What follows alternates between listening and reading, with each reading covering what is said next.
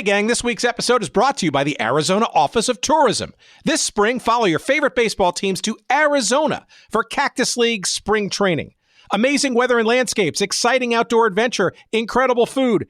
Arizona is the perfect home base for baseball fans. Plan your spring training getaway at visitarizona.com/spring training. Yes, that's visitarizona.com/spring training. And now here's our show. 15 seconds left on the clock.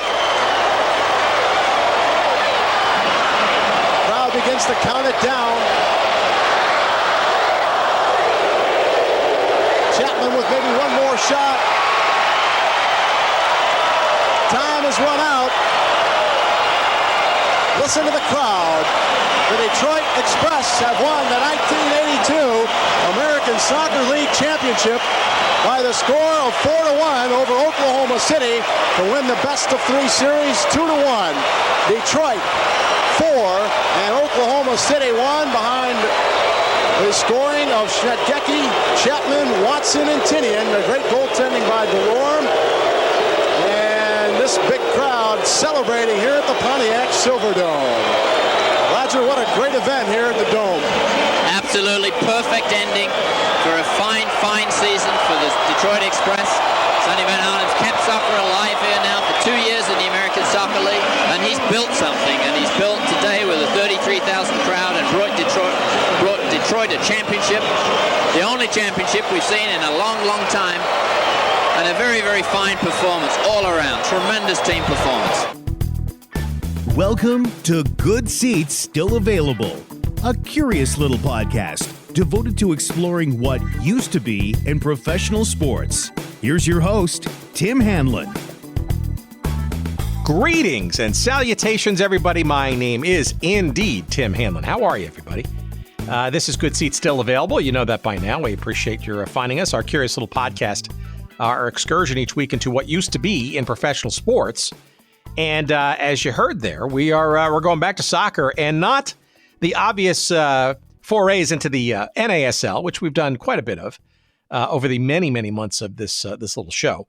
We're going into something we've only talked about just once, episode 29, specifically with our pal Ronnie Salerno in Cincinnati, when we talked about the Cincinnati Comets back in, I guess it was 1974-ish or 73-ish, of the old American Soccer League. And you know, it's been a curiosity and, frankly, a number of inquiries over the last number of weeks about questions about teams and people in the American Soccer League, the most perhaps enigmatic of soccer history leagues in this country. And we have called upon our resident soccer expert, Steve Holroyd, this week to kind of allow us to go into perhaps an early survey of this most curious of professional soccer leagues in the United States, the American Soccer League. Yeah, there have been a number of different versions of it.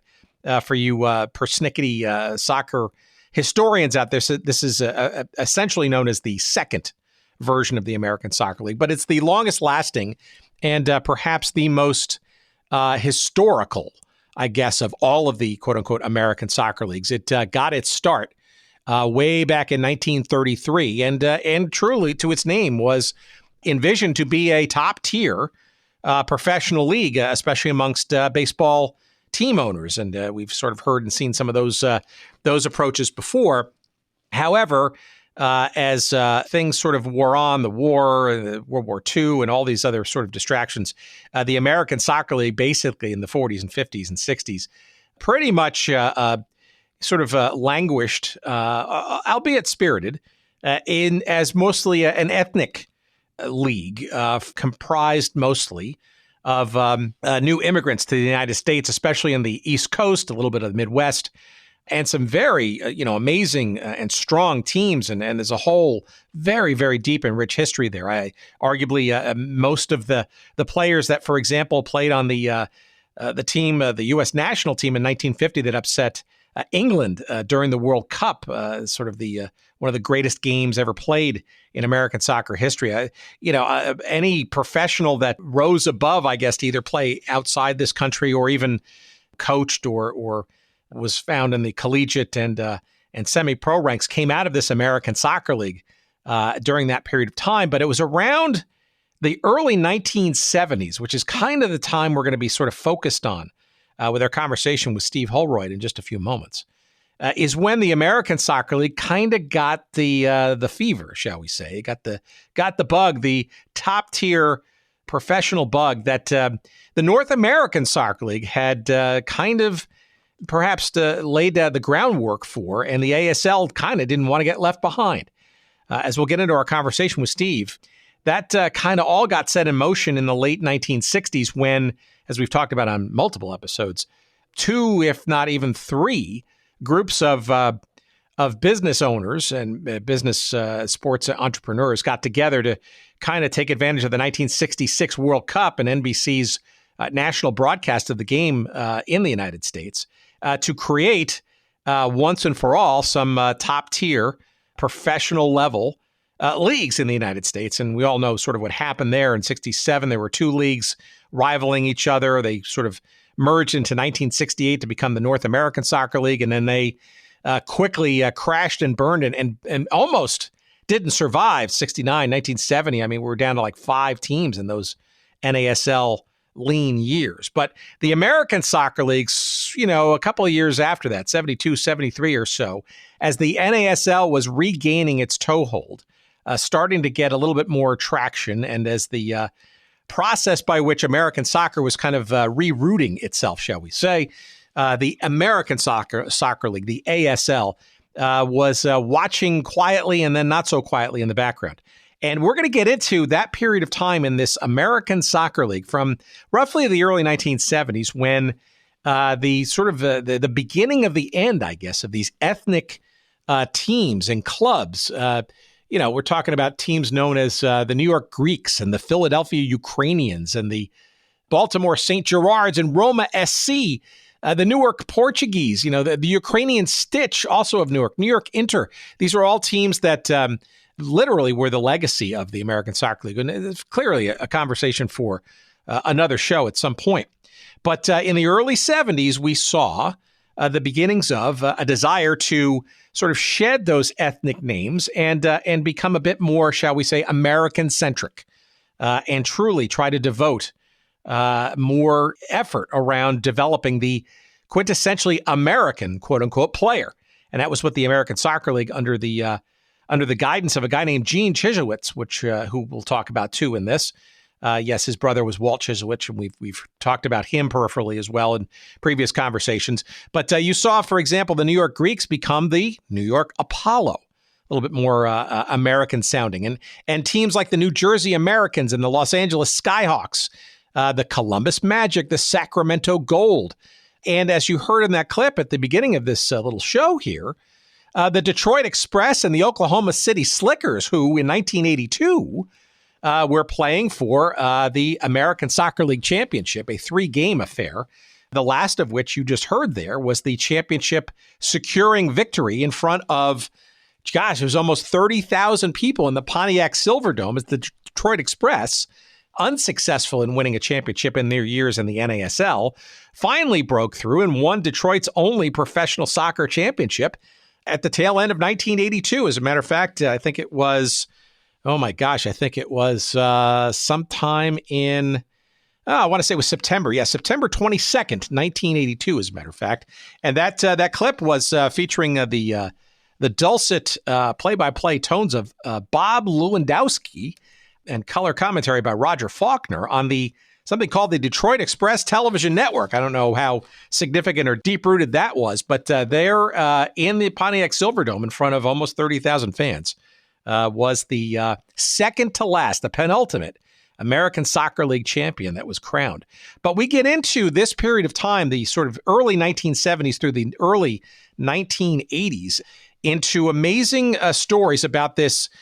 I wouldn't call it Division II, although in the sort of the prism of history, it's sort of considered to be sort of the second tier behind the then mighty North American Soccer League, the ASL, the American Soccer League, and it's so many different twists and turns. Again, if you were a fan, say, of the Indy Daredevils or the Georgia Generals, perhaps the Houston Dynamos, or maybe even the second incarnation of the Jacksonville T-Men when they left the North American Soccer League. the Rochester Flash, the Carolina Lightning, all kinds of interesting teams that came and went in the old American Soccer League. We get into the Pennsylvania Stoners. Yes, all of those things and more in our conversation with the great soccer historian. We appreciate his joining us. Steve Holroyd coming up in just a moment or two. Fascinating stuff, even if you've never heard of the ASL, or even if you fancy yourself as a soccer fan, you may not know a lot about this American Soccer League, and I think you'll enjoy. As you will also enjoy the fine wares of one of our great sponsors, our pals at oldschoolshirts.com, and our pals P.F. Wilson and his band of merry women and men in Cincinnati. And of course, there are some great shirts that you can use to commemorate this episode about the old ASL at oldschoolshirts.com using that promo code, of course, Good Seats, for 10% all of your purchases. And what do they got there? Well, they've got shirts commemorating clearly lots of old teams no longer with us. Certainly a lot of great pop culture history, amusement parks and bars and restaurants and all kinds of stuff that you may remember and you'd like to proudly do so in T-shirt form. But of course, oldschoolshirts.com, he says, promo code Good Seats, has a number of, wait for it, American Soccer League T-shirts. I mentioned the Indianapolis Daredevils, also known as the Indy Daredevils. They played in Indianapolis in the ASL from 1978 through 1979, 2 seasons. They were formerly known as the Rhode Island Oceaneers. And they played in the Providence area from 1974 through 76. And then they renamed themselves the New England Oceaneers in 77. I'm not sure exactly where they played then. But in 1978, they moved to Indianapolis to become the Daredevils. And there's a tremendous shirt there at oldschoolshirts.com commemorating the Indy Daredevils. And if you spy with your little eye, you'll notice that the logo of the Indy Daredevils looks a lot like a rehashed version of the Oceaneers logo from their time in Rhode Island. Fascinating stuff and a great looking shirt, perhaps one of the best logos, both the Oceaneers and the Daredevils, the Indianapolis Daredevils at oldschoolshirts.com. Again, promo code Good Seats. There's also an old Cleveland Cobras shirt. The Cleveland Cobras were one of the longer lasting of the modern version of the ASL teams from 1974 through 1981. They started their life actually as the Cleveland Stars. And yes, there's a shirt there at oldschoolshirts.com commemorating that version in 1972 and 73, the Cleveland Stars. The Cobras, of course, for you folks paying attention, in 82 then moved to Georgia, Atlanta suburbs, to become the Georgia Generals. But all of those shirts and more, plenty more, are there for you to enjoy and reminisce at oldschoolshirts.com. Again, use that promo code Good Seats and get 10% off all of your purchases, not just these ASL shirts, but all kinds of other great sports and pop culture history shirts. And again, our friends P.F. Wilson and team at oldschoolshirts.com. Again, that promo code Good Seats for 10% off all of your purchases. We thank them and you for trying them out. And as they say, you'll be glad you did. All right, let's move on into the fun and very interesting origin stories, I guess, of the late life of the American Soccer League. We're going to focus on this time between the early 70s through their demise in 1983 of the old ASL. Here's our conversation that we had with Steve just a couple of days ago. And please enjoy.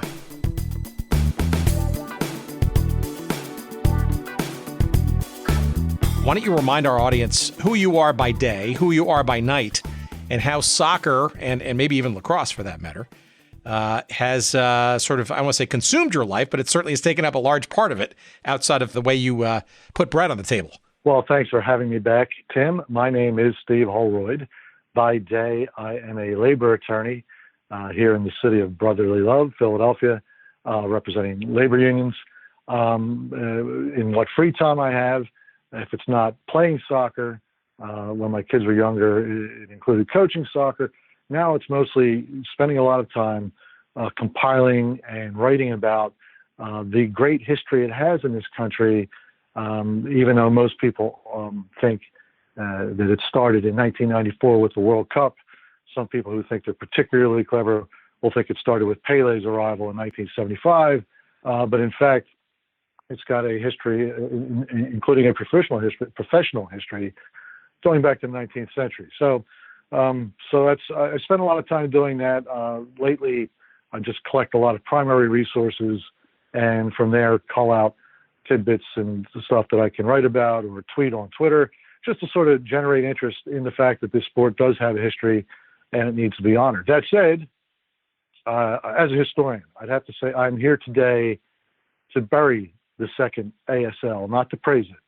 And I think we'll get into some of that in due course. But to go to your point, I think there's a lot of interest in it for two reasons. One, there's a vehemently anti-MLS contingent on social media that thinks it advances their cause by pretending that professional soccer has always been here in the United States. And I guess in a strict technical sense it has, but it depends on what you mean by professional as opposed to major league.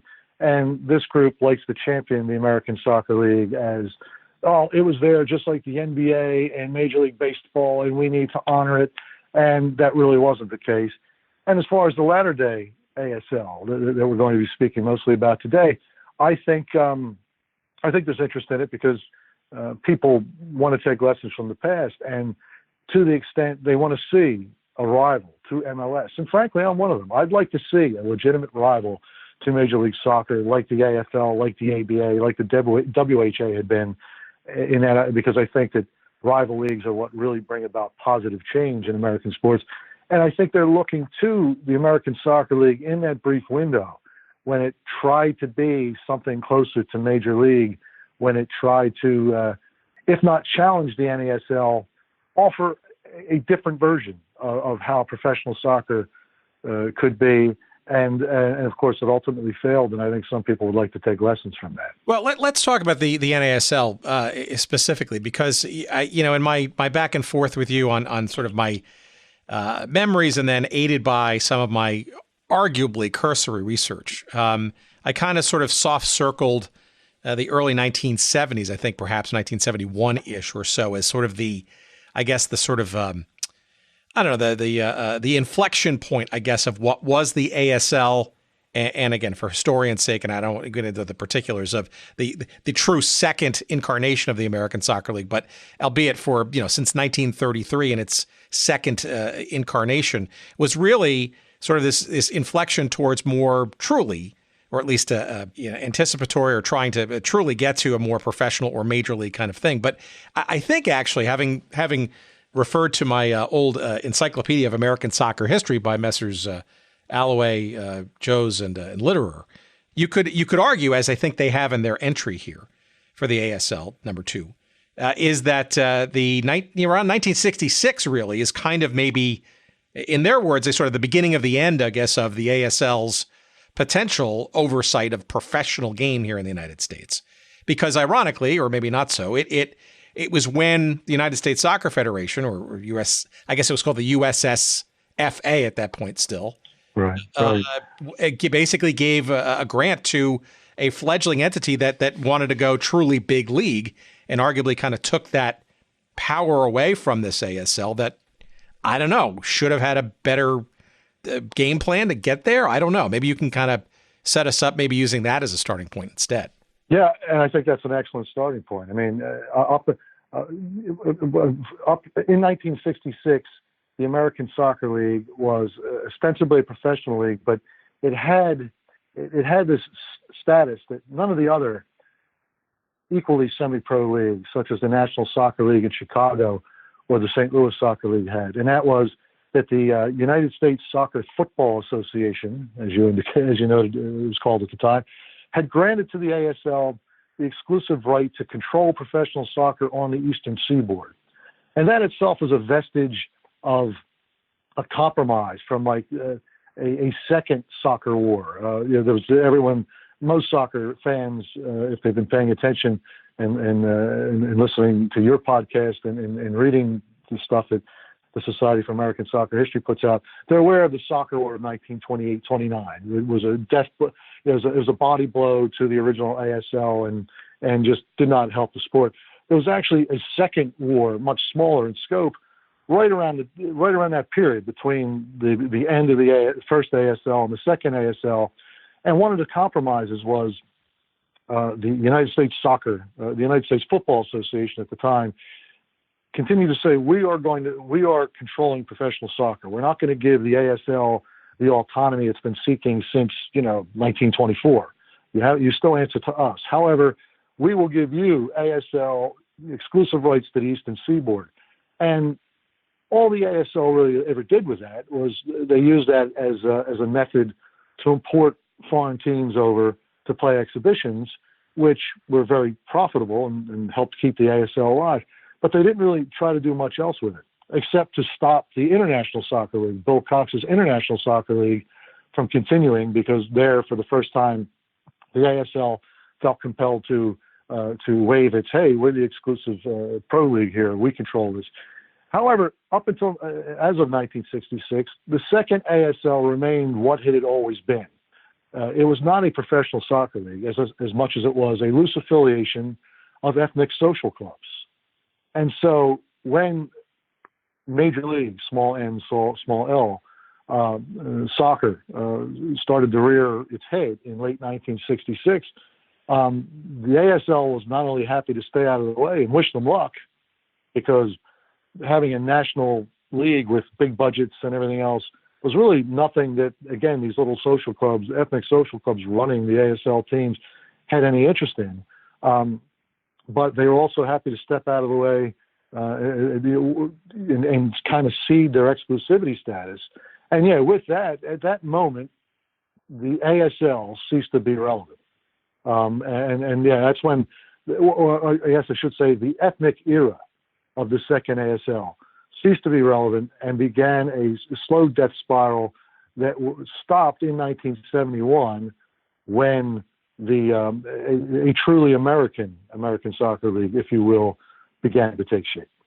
Yeah, so it's interesting. I mean, and maybe this is sort of historical nitpicking, but you almost wonder maybe why, obviously it was still sort of in continuation, but maybe why it wasn't sort of demarcated almost as sort of, if you will, the third version at that point, given that it took on a different complexion. We'll get into that in a second as to maybe how that started to become. But give us a sense maybe of some of the teams around that sort of 1966 sort of decision point and the early rumblings in 71-ish or so. We're talking about, places like the Metropolitan Oval in New York and teams out of Kearney and the New York. I mean, there are all kinds of ethnic kind of enclaves and teams, and it's very much a, could you call it semi-pro? I mean, was there pay, or was it literally, just competition and just keeping their bills paid? Or what was the construct of that as we then segue into 71 or so, when it truly was desired to become, quote unquote, more professional? It's the American Soccer League was semi-pro. Folks were getting paid. Maybe not every team was paying, but I guess probably the best description was provided by Walt Chiszewicz. Walt Chiszewicz was a longtime star in the American Soccer League throughout the 1960s with Newark Ukrainian, Newark Stitch, Philadelphia Ukrainian Nationals. And in 1967, he jumped to the Philadelphia Spartans of the National Professional Soccer League, one of the two, quote, major leagues that had popped up that year. And I guess he was asked at some point, hey, how is this different from playing with the old Ukrainian Nationals? And Chiszewicz said, he offered this quote: "The ASL was supposed to be a professional league, but I considered it amateur. There was a higher standard of play, sure, but nobody was making any money. It was a joke. There was no money to be had. I got $3 for expenses with the Ukrainian Nationals to practice and $6 on game days. Every 2 or 3 years, players would leave because of management problems, coaching problems. You coach yourself, really. Somebody just made out the lineup. The weather was always a problem. Scheduling was never stable. A lot of teams came in with a lot of enthusiasm and found that they couldn't exist financially. Polish Falcons, Ludlow in Massachusetts, New York Brookhaven, and so on." So, I mean, he gives a pretty good idea of just what they were doing. I mean, it was a glorified beer league in that you showed up when you could, you made practice when you could, because everyone had day jobs, and you got some pocket money. I mean, that's professional in the truest sense of the word, in that I showed up and you gave me money to play. But to argue that that's professional in the sense that we consider professional, particularly when we're talking about professional sports, is just silly. And that's what they were looking at, as the age of inter-Brooklyn Italian and Ukrainian nationals, Hokoa Americans, Newark Portuguese, even going into the 1970s, what was still very much an ethnic soccer league, ostensibly competing against the North American Soccer League, which, while far from flourishing, was at least trying to play in actual stadiums as opposed to, as you point out, the Metropolitan Oval or high school fields. And that had really kind of petered out at the end of the 1970 season to the point where there was really only two teams left, the Boston Astros and the Philadelphia Spartans, and it ultimately fell on the shoulders of one man to keep it going. And the path he chose to take was finally Americanizing this league and providing a place where American kids could play. All right, before we get into who that person was and that sort of next step, back up for one quick second. And, you mentioned the International Soccer League, the Bill Cox sort of run, I guess, precursor to maybe arguably what is today things like the ICC, the importation literally of full teams and having them sort of play an exhibition schedule and even competitively during the summer months. It sounds like that was sort of an existential threat to the ASL's charter and its a unique position to own, if you will, professionalism on the East Coast at that time. But it's interesting to me, why did they not maybe use that challenge and having beaten off, I guess, that challenge, so to speak, as the opportunity to maybe kind of do what ultimately came after the 66 World Cup, and two or even three, depending on your read of history, groups from the outside that said, we want to go big league with soccer. I mean, it sounds to me naively that, the ASL lost the opportunity and needed the fledgling then NASL, although albeit itself floundering in 1970-ish, to kind of kick him in the butt to realize that there is an opportunity to do that. I guess if that's any portion of that is correct, why was it so dormant and or, not ambitious given some of those rumblings and those existential challenges before this? Well, I think it's important to remember that the opportunity that the ASL was protecting when it played its card and forced the USFFA, I get the initials messed up, whatever, the U.S. Soccer to step on the International Soccer League was not because the American Soccer League was afraid that, someone's going to step on our status as a professional league. It was solely because the ISL was cutting into ASL profits in the world of foreign tours, of bringing those other teams over.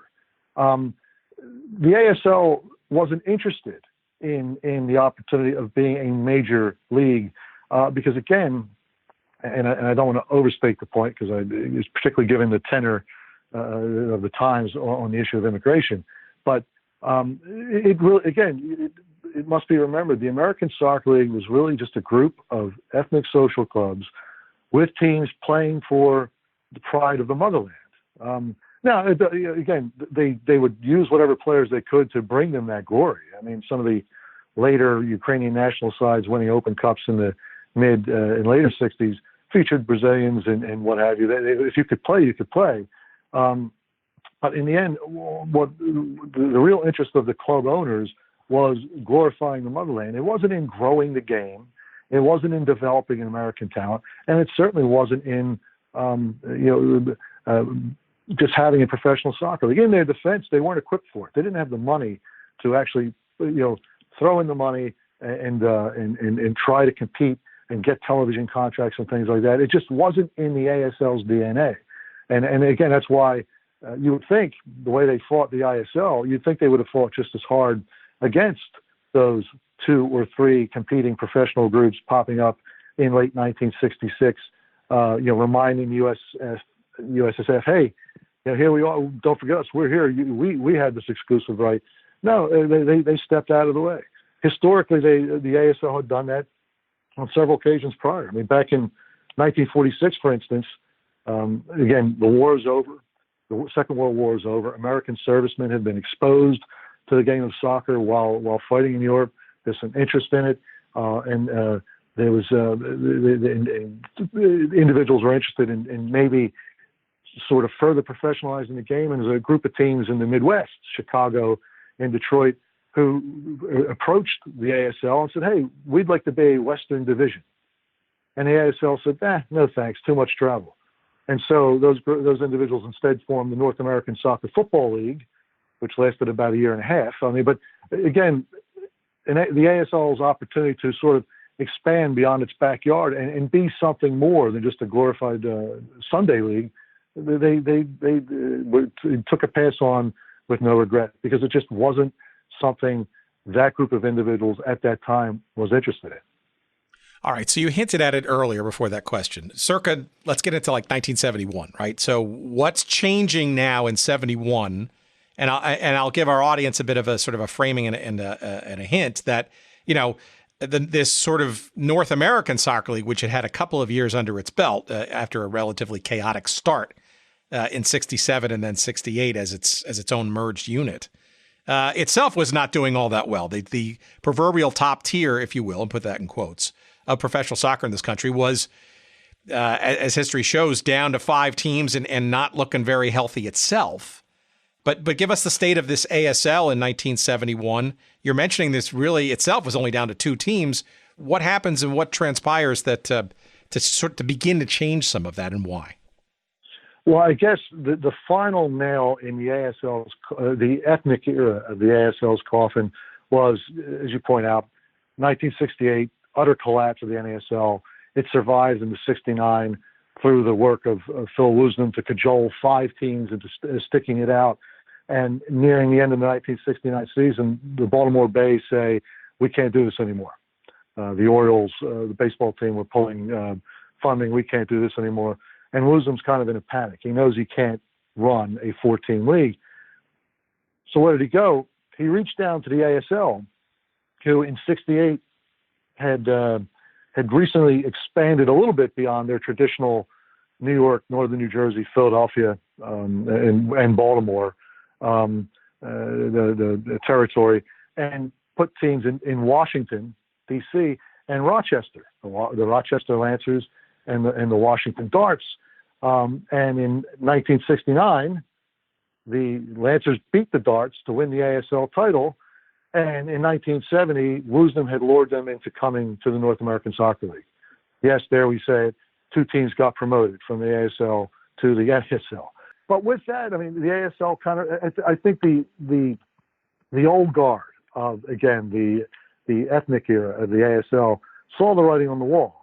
Basically, anyone who has ambition to really promote soccer and be a soccer team, and the Lancers weren't an ethnic club. The Darts weren't, an ethnic club, as opposed to New York Inter and some of the other teams that were there.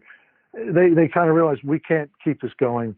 Why bother? So you get to 1971, Ukrainian Nationals, one of the ASL's most storied teams, and with a lineage it goes all the way back to 33, if you count, Philadelphia Germans and Philadelphia Nationals, the franchises that developed.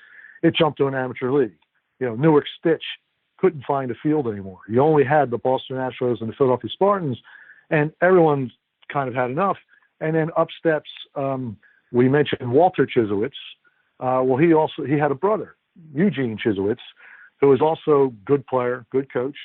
And he stepped in, took over as league president in 1971, and just started hustling.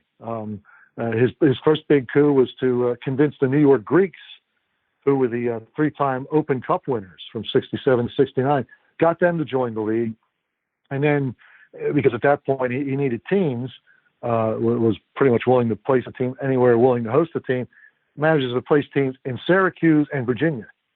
And only played, so in 1971, he managed to cobble together a 5-team league, only played 10 games, but he kept the league going, and more to the point, he had a plan. He started telling anyone who would listen that, and this was his phrase, he was going to make the American Soccer League, quote, the American League for the American boy.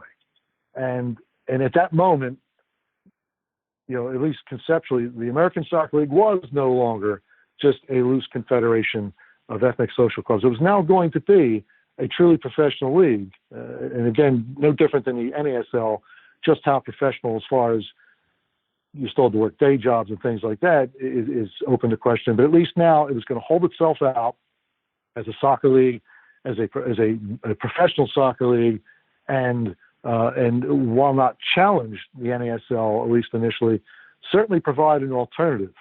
Again, primarily focusing on, as opposed to the NASL, we are going to let Americans play. I mean, in fact, just the first thing Gene Chislewicz did was he announced that all teams in the ASL would be required to carry 4 Americans on the roster, with 2 in the starting lineup. And while that may not sound like much, it's 4 and 2 more than the NASL was requiring at that time. So that sounds like a little bit of opportunism, but also a bit of vision, right? I mean, and I guess it takes a little of both, right? Because you look at 1971, I mean, the NASL is just starting to maybe regain a little bit of its footing after some very dark years and some gigantic ambitions just a few years prior. I mean, it almost feels like on some level, he's thinking that the NASL will continue or continue maybe to gain some strength, but with a sort of a more, I don't know, a splashier kind of approach, and the ASL could differentiate itself, albeit maybe in a smaller kind of manner, accordingly. So is that a fair assessment, or is he just trying to survive and just do soccer a different way that he thought was more sustainable? It's probably a little of both. I mean, he certainly saw an opportunity in that, again, as of 1971, unless you were on the St. Louis Stars, as an American, you had virtually zero chance of playing in this league. And if you were a native-born American, less than zero, again, unless you were on the Stars.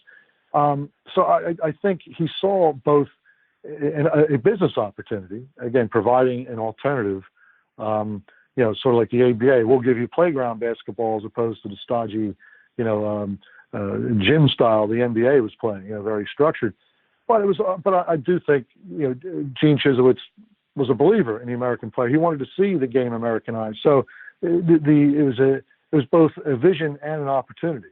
But it's interesting to point out, because as you know, the NASL survived 69, survived 70, and 71 they had the New York Cosmos, which is important not only because they're back in New York, but because Warner Brothers Communications owns the team.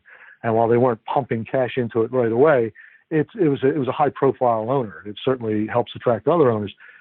By 72, meanwhile, the ASL, 1 year after barely surviving itself, in keeping with Gene Chislewitz's goal to Americanize the league, the first thing he does is, the press called it a merger, but it really wasn't, but he affiliates with New Jersey's Schaefer Soccer League, a very competitive North Jersey league sponsored by Schaefer Beer. Schaefer Beer, which had one of the great all-time slogans, which you will never hear again: Schaefer is the one beer to have when you're having more than one. Oh, I remember it vividly. Of course, yeah, I can sing the jingle for you too, but I will not burden our listeners. Can you imagine doing that today? But after affiliating with one of the major junior circuits, because again his goal was to be a developmental league for the American player, he adds 9 teams. I mean, in 1972, the ASL has 12 teams. It's actually larger than the ASL at this point, although admittedly, most of those teams are brand new. But he moves to the Midwest. The Cincinnati Comets entered the league, who we referenced earlier, and Walter Giesler, who features prominently in American soccer history, and he pops up in the Miracle Match. If anyone's seen that entertaining movie about the 1950 World Cup team, he owns the St. Louis Frogs. St. Louis is finally going to dip its toe in a national professional league as opposed to its regional league, and the goal is American players. I mean, the Delaware Wings, the Nor'easters, based out of North Jersey, 100% American players. The rosters are really being filled with Americans. The New York Greeks are holding on. The Boston Astros are still largely Portuguese, but everyone else is, signing up with the concept of, we're going to provide American soccer for the American fan, and it leads to some in the period from 71 to 74, which is when we see the next break with the hiring of Bill Cousy as commissioner. You see things. In 73, Chislewicz finally bans ethnic nicknames. You can think about that. 1973, for 40 years in the league's history, he finally bans ethnic nicknames. And you see in 74, for all the fuss about Freddie Adu, he was 14 allegedly when he was signed. The Boston Astros in 74 had a 16-year-old kid named Steve Hayes playing for them. I mean, these teams, they were all in with the Americanization thing, but they were still struggling to get noticed because it's still largely a Northeast league, notwithstanding the presence of the Comets and Chicago Cats and teams like that. It's still primarily in the Northeast corridor, and of course by '73, the NASL with the Philadelphia Atoms takes a big step forward towards getting national recognition. They get on the cover of Sports Illustrated.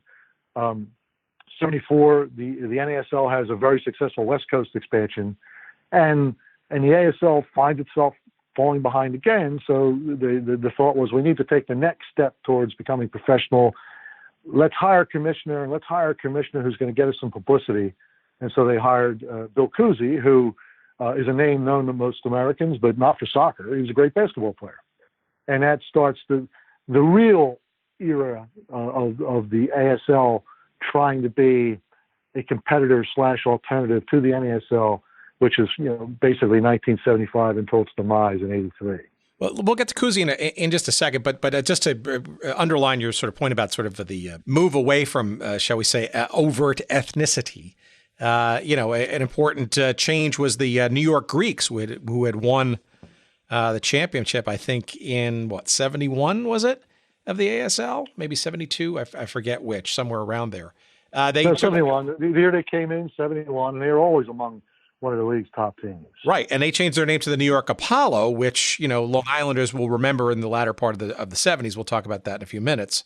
Became sort of one of the stronger, or remained, if you will, stronger. But it's also interesting, too, because that ethnicity thing, that sort of ethnic sort of rooting of clubs and league play and stuff, that was even something that even the NASL couldn't rid itself of until, in probably more visible terms, until 1976, until after the Toronto Metros, which were really Metros Croatia at that point, won the entire championship, much to the chagrin of Phil Wisnam and the NASL.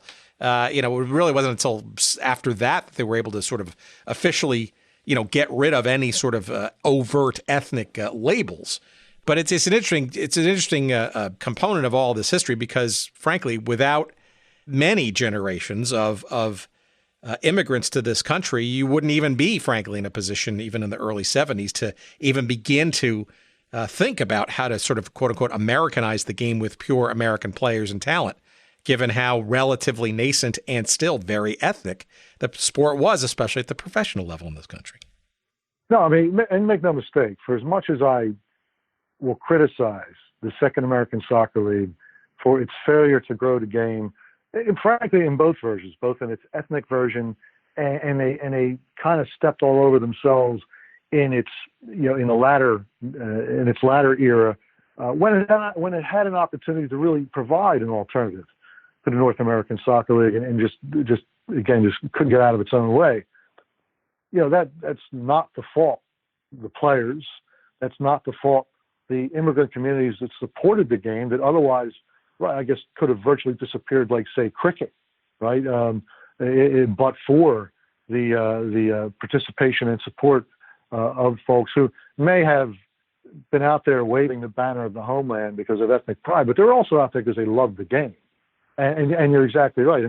If the American Soccer League in 1933 disappeared by, say, World War II, and there wasn't anything at all that even remotely resembled the professional league, who knows whether 1966 would have happened, even with all the excitement over the World Cup and everything else, whether 1966 would have happened, never mind, getting Pele to be willing to come out of retirement and play here in this country. So, while the powers that be that ran the American Soccer League in both versions that we've been talking about deserve a lot of criticism for their mishandling of various opportunities, the players and the fans are above reproach. They did their jobs. And as you say, and because of that, we're having this discussion now.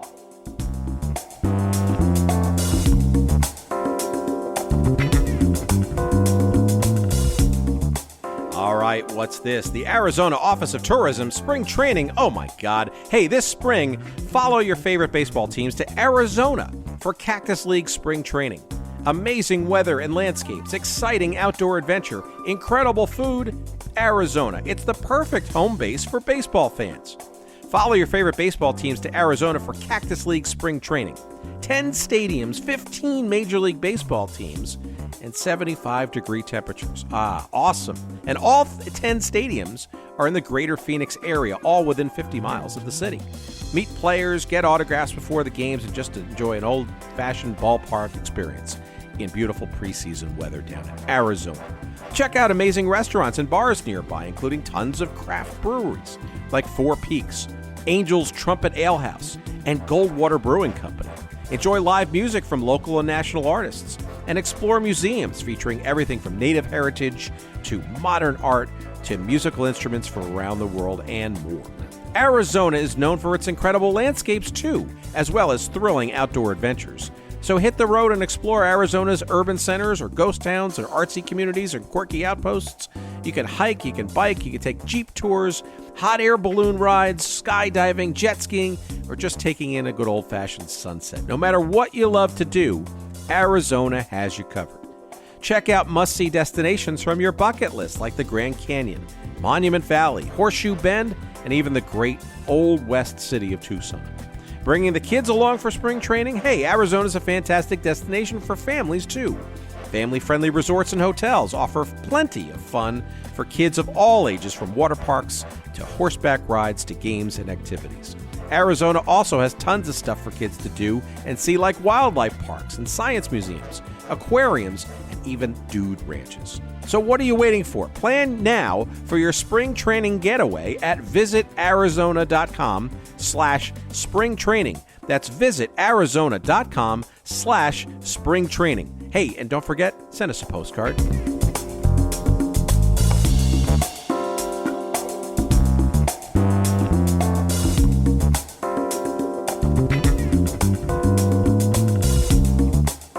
I'd love to hear a little bit more about Bob Cousy and how he gets recruited into being the commissioner of this fledgling in the shadow of the bigger NASL American Soccer League.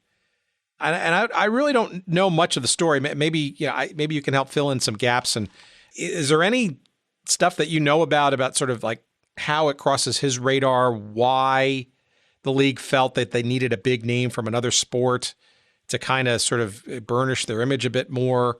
Like, why him versus others? Were there others considered or thought about? And frankly, is this Gene Chisowitz? I always get the name. That's tough for me.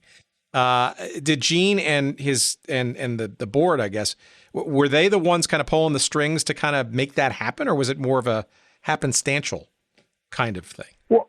Well, Gene was a coach at heart, and you know, he wanted to go and go back and get back involved with the Apollo, and I think growing the league beyond its brown paper bag origins, if you will, again still predominantly in the Northeast, was just beyond his ken, and you started to have, you know, not big money, man. Again, it still wasn't the North American Soccer League, but you had new money coming into the league that fancied themselves as being a little more visionary, a little more business savvy.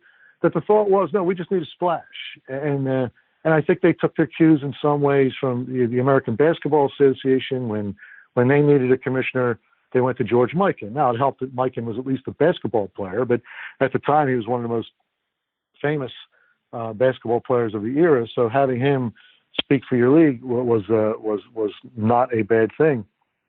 And, you know, just how Cousy came to be the man is kind of lost to history, because, again, one of the other problems with the American Soccer League is that even in soccer media at the time, which was predominantly Soccer America, a weekly newspaper, didn't spend a whole lot of time covering the ASL.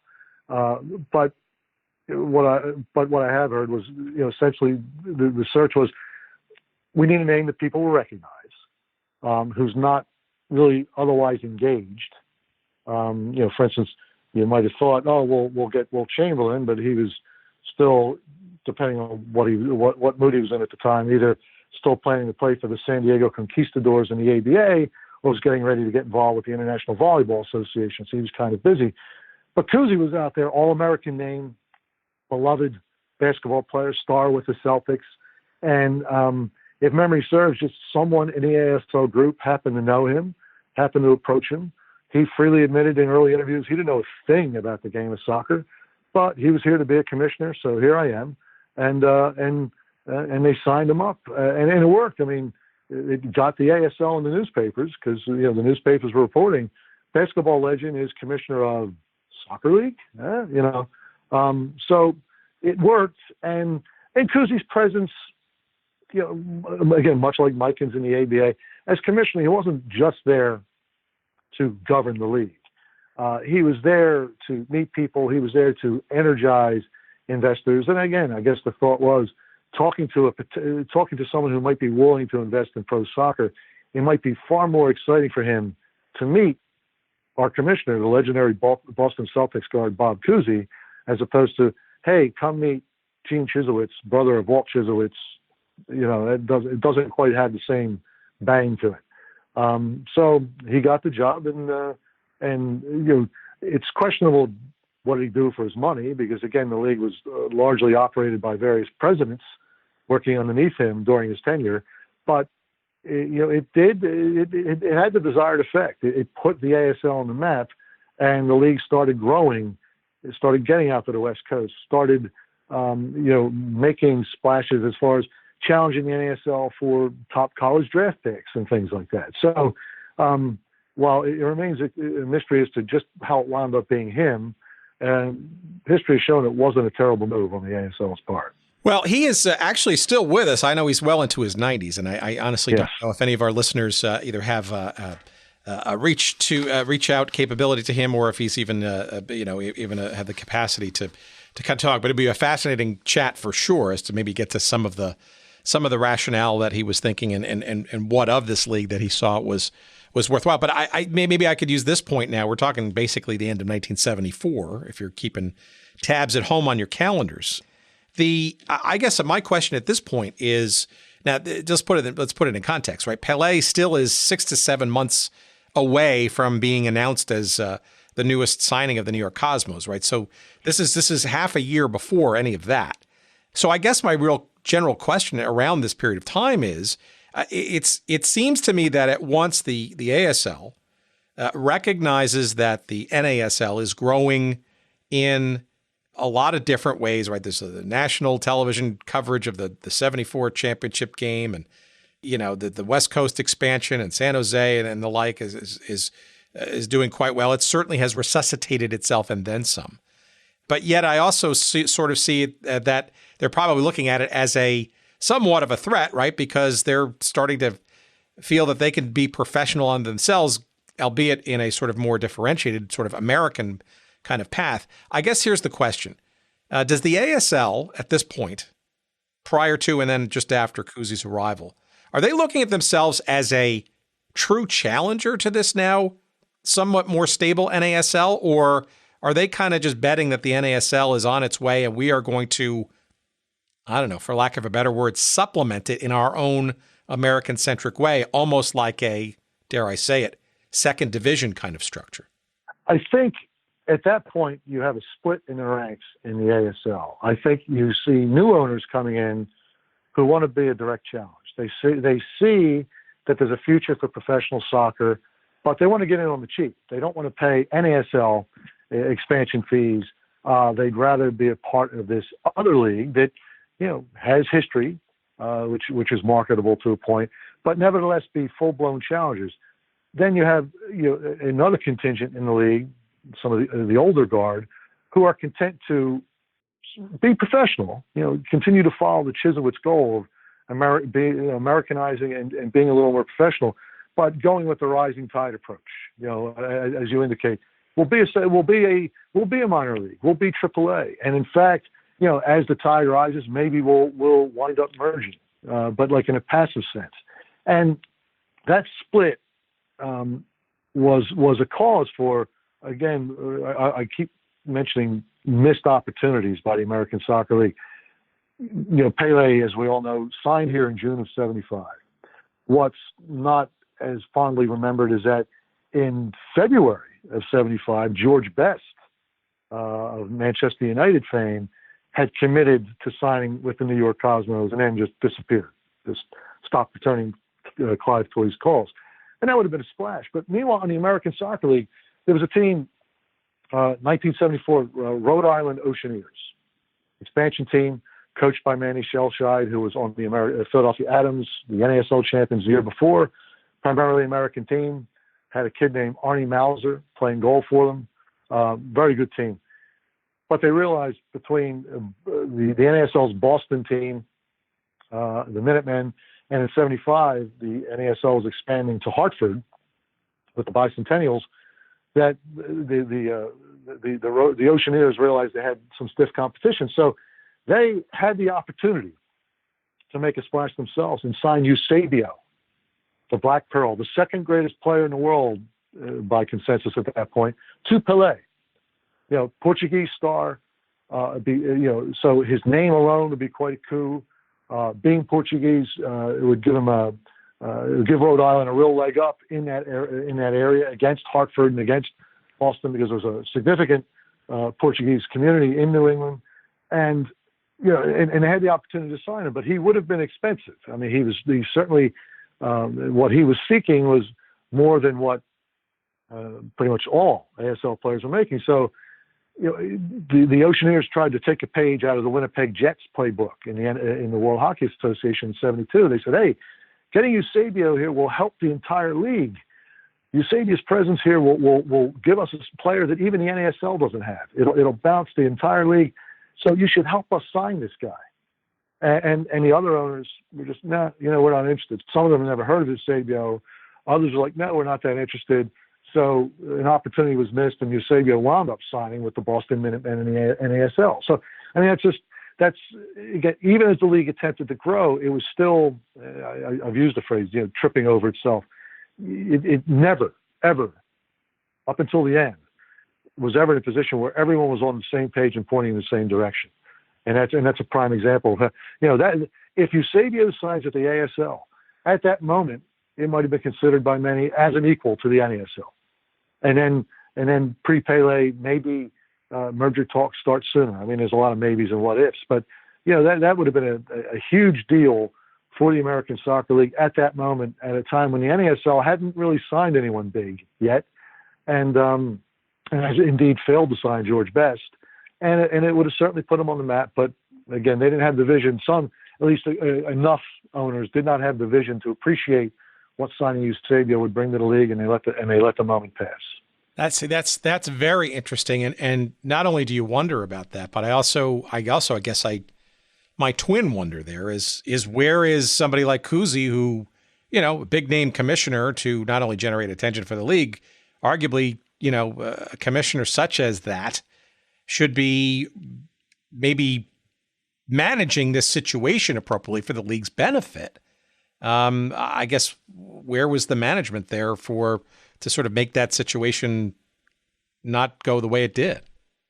No, you're right. In fact, there was a lot of criticism. I mean, he was only a few months into his tenure at that point, but a lot of people at the time were asking the same question. It's like, wait a minute, we brought in Cousy to sort of rein us in, and not only attract investors, but kind of rein us in too. But you still had some of the older clubs, while the league may have been trying to be Americanized, I think among the ownership, you still had a lot of that ethnic social club mentality. And while Cousy was a big name and got them in the newspapers, soccer men had no respect for him because, again, he hadn't played the game. He knew nothing about it. So him pounding the table, trying to convince someone to spend their money to make another team better because it'll benefit the league as a whole, you could just imagine the New York Apollo not being interested. Hey, we're winning. We draw reasonably well. Let them get their own player. So, from the very, I think more to your point, while, again, the Cousy hiring did what it was supposed to do as far as publicity, from the very start, I wouldn't say his ineptitude, but just his inability to through force of his World War's personality, make a game-changing event like this happen just showed that ultimately it really was just a publicity hire, and the league was still going to be largely rudderless, which was going to be a problem. Well, it seemed even at the end of the 75 season, the playoffs and the determination of a champion was also wishy-washily handled too. Exactly. I mean, there's too many overtimes, so Cousy just throws his hands in the air and say, Boston and New York co-champions, go home. That's 75 was an odd year that way. I mean, they miss out on Eusebio. Alternatively, because, and again, here's where the rising tide comes in. Pele signs with the Cosmos. Sports Illustrated is finally paying a little attention to soccer. And those of us who finally remember when Sports Illustrated was a real sports magazine, with news and stats as opposed to the human interest stuff it's doing now, they had a back page called Scoreboard near the end of the magazine, called Scoreboard, that would sum up what was going on in the various sports. And in soccer, they were also covering the ASL. I mean, while Pele had brought the attention, the powers that be at SI at the time recognized that, hey, there's a league here too that's worth talking about. And so it was getting publicity. It would get mentioned in the weekly summary, and you'd see little tidbits like, only in the ASL would you see that, Cleveland won a game on the back of a goal by Cleveland Cobra's GM/player Jim McMillan. If a GM ever played before or since, I don't know if Mario Lemieux counts. He was an owner, but they again, the opportunity was there. People were looking to see what would happen, and instead, you're right. You have a final that peters out into okay, you're co-champions, because one team wasn't interested in doing a replay. I think it was Boston said, we don't. We're going to lose money. We're not going to play another game. We're not going to do a replay. So Cousy, instead of ordering them to, it said, okay, fine, we'll have co-champions.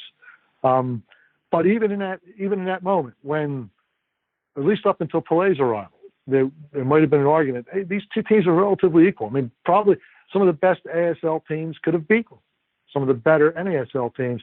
You saw a huge difference. I mean, the attendance in the ASL was 2,200 a game at the end of 1975. The NASL, admittedly with a big post-Pele bump, was at 7,930. So there was, as far as the fan base, the people saw the North American Soccer League as the prime product, and again, the ASL was laboring to try to combat that. And its next step to try to combat that was in '76 when, after 2 years of planning, they finally accomplished their West Coast expansion, which brought good news and bad news. I mean, the ASL, one step forward, two steps back. Well, let's talk about that in '76. Also interesting too, because not only does it seem like more players seem to be getting picked away from the ASL to go to the NASL. I've seen a number of players like, you mentioned a few like Arnie Mauser. Was it Arnie Mauser? Yeah, like Arnie Mauser. Brad Stewart, 1973 ASL Rookie of the Year, Doug McMillan. It was also the 1974 NASL Rookie of the Year because he jumped to the Los Angeles Aztecs. There was a lot of that. Ringo Cantillo. Of course. Big name in the ASL circle. Yeah, huge figure in the ASL with the Cincinnati Comets. Jumped to the Tampa Bay Rowdies in '75. I mean, the NASL had more money, and that was a problem that the ASL would be fighting till the end of its days, because for all its vision, it could never attract the real money, for want of a better way to characterize it. It could never attract the real money to come on board, because they would see the North American Soccer League, a more rapidly growing product. It had Pele, so they got back on television in fits and starts. Was a national league. I mean, if I was going to invest in soccer, and again, in this era, we're talking about people who are investing because they want to be sports moguls. The era of someone actually having the vision to develop soccer hadn't yet arrived. I mean, they were going to choose the NASL every time, and the players were in the same boat. But but it's interesting because in '76, you have an example where the ASL actually pulled off a coup. Brown University had a defender named Steve Rabowski. It was a hot property. So hot that the Los Angeles Aztecs traded, I think it was 7 players to the San Antonio Thunder for their first pick in the NASL draft, the first overall pick, and the Aztecs drafted Grabowski. Well, the brand new Los Angeles Skyhawks, coached by Ron Newman, a storied NASL coach, one-time NASL champion with the Dallas Tornado in '71, also drafted Grabowski, and Grabowski signed with the ASL team. Again, the type of thing, if you remember the ABA-NBA wars, I mean, the ABA started making real inroads when they were signing college stars, admittedly by, kind of cheating by drafting them as underclassmen. But, here's an opportunity. And, but within a year, the Skyhawks managed, while winning the ASL title, managed to find ways not to pay Newman and Grabowski. And within a year, they're both back in the NASL. It's just a classic example. Again, one step forward, two steps back, largely because the ASL, since they couldn't get, again, that real money I was talking about, would be inclined to take anyone willing to invest. And as these minor sports or startup sports, if you will, have shown, whether it was the early ABA, the early WHA, early box lacrosse, professional box lacrosse, the willingness to take anybody because you just want someone to get involved never works, because it turns out, the WFL being a prime example, like ownership groups with 50 people in them, it doesn't work. And that was a problem the ASL kept running up against in that era when it was trying to challenge the NASL. Well, it almost seems, though, too, that they were, that said, right, it also seems like the ASL is in its own way trying to, albeit from a differentiated standpoint, align itself or mimic the NASL in some way, shape, or form. Like, if we have the point system, right, which, we've gone back and forth on various episodes. I actually tend to think it was a good thing, right, where you incentivize not only winning, but also scoring, right, and getting extra points for that stuff. So it looks like the ASL kind of created their own sort of almost carbon copy of this quote unquote Newman system that did indeed do those things. So that almost feels like I was going to say the Newman system, which is comical because it was basically the NASL system, except you got 5 points for a win, not 6. But it's called the Newman system, yes. Sure, but my point, though, is that's almost, while we're sort of grinding our teeth sort of at the bigger, more established, I guess, or at least wealthier, supposedly, North American Soccer League, here we are, trying to emulate and or align ourselves. And it does sound like that other half of the group that you're talking about, wants to go maybe more directly competitive at some point or soon thereafter to kind of maybe challenge the NASL more directly. Yes, and I think, and you start seeing that post 1977, when again the ASL, these owners weren't complete idiots. They kind of recognized they've lost a few opportunities. They were not properly vetting owners or what have you. In 1977, they formed American Soccer League Management Inc. to basically do what they thought they'd hired Kuzi to do, and that is, sort of handle the management end of things and marshal things, and from things as basic as, hey, I think it was with Voight they had the deal. We're gonna have an official ASL ball, and it's gonna have our seal, and we're gonna get a royalty on every ball that's sold. Marketing, and the beginning of like the more modern approach to sports business, and with that you start saying, people are going to the NASL. We still, the ASL still wanted to be American, still wanted to be traditional soccer. There was some people that chafed at 35-yard lines and things like that. But I guess, and of course, this is the year before ASLM.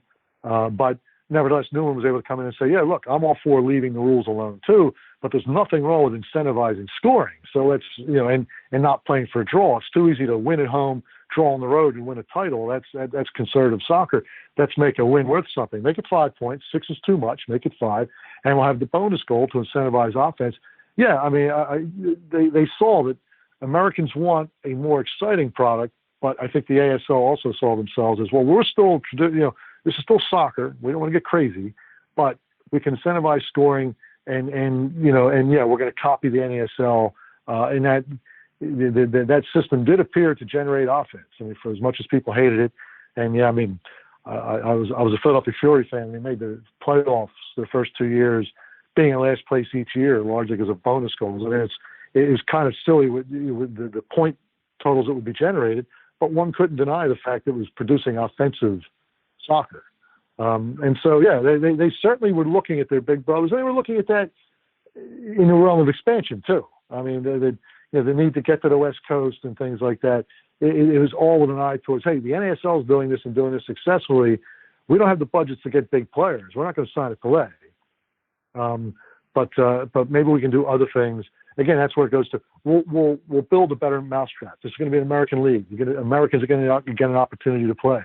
I mean, and that was true. I mean, many articles of the period, like Kevin Walsh, a prime example, and in '76, I think he was with Hartford. Didn't get off the bench. Trenton, New Jersey, native. Didn't get off the bench. In '77, he's playing with the New Jersey Americans, largely living up to their name, largely an American team, or American-born or American-bred, if you will. You know, Ringo Cantillo's on the team. They win the title.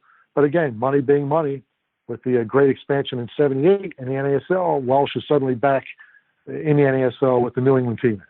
So, same problem. I mean, the ASL was being, I guess, in a way, it was succeeding too well. It was playing Americans.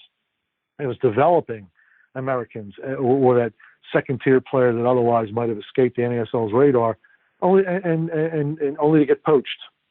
So that remained a problem. And again, the soccer, while that would today, that might be attractive. I mean, I could see in today's soccer community people finding something noble about that and going out and supporting that second-tier team. And of course, it would further ramp up the whole pro-rel discussion, I guess. At the time, the soccer community was not that sophisticated, and the ASL was notwithstanding its best efforts, not seen as, hey, here's an American alternative we should follow. It was seen as a minor league, and indeed, it seems a minor league, and one kind of shackled by its history, because you open up an ASL media guide, and you read its list of champions, and it's Kearney Scots, Kearney Irish, New York Inter, Brooklyn Hispania, Ukrainian Nationals, and imagine being a newer fan and wondering, what kind of league am I following here? You know, it was problematic. Yeah, it's also interesting around this time too, the late '70s, right? It seems that you also had NASL poaching of ASL talent, but actually people coming from the NASL into the ASL themselves, right? Either on their way down or having maybe a personal situation or maybe falling out of favor with a particular team. So, I mean, for example, Eusebio wound up coming back with the New Jersey Americans in the ASL. You had people like Ramon Mifflin and Rildo, who were part of the Cosmos in the sort of latter part of Pele's tenure in with the New York Cosmos, going to the New York Eagles. I also, another observation too, so that's an interesting sort of blending, I guess, albeit still, top tier versus more secondary tier. But it does seem to me that the ASL also, for whatever reason, still couldn't shake this shakiness, if you will, of franchises, coming and going. And NASL certainly was almost the pioneer in that too. But the ASL, in many respects, almost took it to different levels over the years prior, because you had teams that would just collapse in the middle of the season. And I mean, talk about that's tremendous instability. But I guess the one other thing I'll sort of throw out there, and I know I'm sort of packing a lot into this semi-question, is you also look at some of the cities that they're in, and either to their credit or to their luck, I guess. I mean, they're either supplementing in sort of outlier communities in and around where the NASL had a franchise. So, for example, the New York Apollo, being a dedicated Long Island team to that of the mostly New Jersey-centric New York Cosmos, or the New Jersey Americans, right, being sort of in southern New Jersey, right, so more metropolitan. But places like Cleveland or Indianapolis, like the Daredevils, or Southern California Lasers, which arguably drafted a bit off of some of the NASL, or Sacramento, right? That's a completely separate and new and untilled soil. Tacoma was part of that mix, and Rhode Island. I mean, so I guess the general questions or observations is: are we giving them too much credit, or are they just sort of going to places where they think they could make pro soccer go that wasn't the NASL? And then does that also maybe help this maybe attraction of talent, in that it gives some talent that is either maybe on their way out or on their way up some other places to go if they can't come to an NASL contract? Yeah, I'll take the first part of that question first. You're right. I mean, you saw people going back down to the ASL II, and it was largely over playing time was never for money. For instance, Eusebio, as you point out, Eusebio finally signed with the ASL in 1978. 1977, he was with the Las Vegas Quicksilvers in the NASL, and then wasn't signed in 78.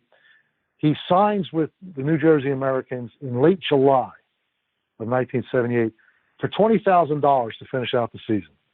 So he got $20,000 to basically play, 6 weeks. That was the highest salary in the league at the time. So again, it gives you an idea of how low budget the ASL remained, and notwithstanding that, they still couldn't keep franchises, and which goes to the chaos part you were talking about. But